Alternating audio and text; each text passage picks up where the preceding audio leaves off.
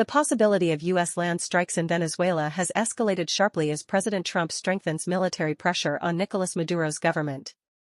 Over recent months, the U.S. has deployed warships, submarines, and surveillance aircraft to the Caribbean, framing the buildup as part of an anti-narco-terrorism campaign. The USS Gerald R. Ford, America's largest carrier, is now positioned in the region.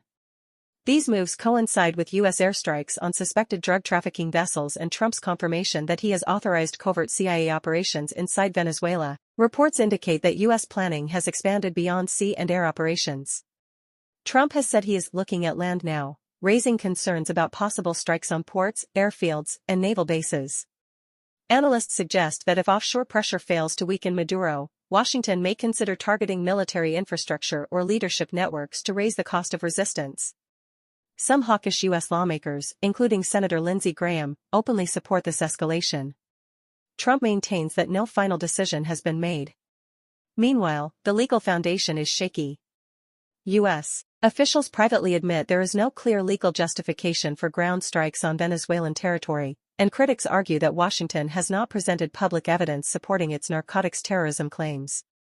Maduro rejects the allegations and has responded with mass militia mobilization, preparations for territorial defense, and public appeals warning Washington against an Afghanistan-style forever war. The strategic risks are substantial. A land campaign would likely trigger civilian casualties and heavy international backlash, especially without UN approval. Even limited strikes could strengthen Maduro domestically by fueling anti-US nationalism.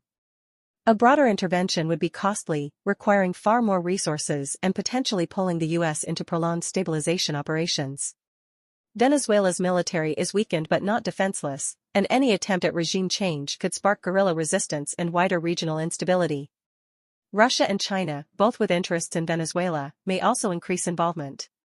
From a geopolitical perspective, the situation resembles earlier eras of U.S. interventionism in Latin America, raising concerns about a return to unilateral military actions justified by flexible definitions of security threats.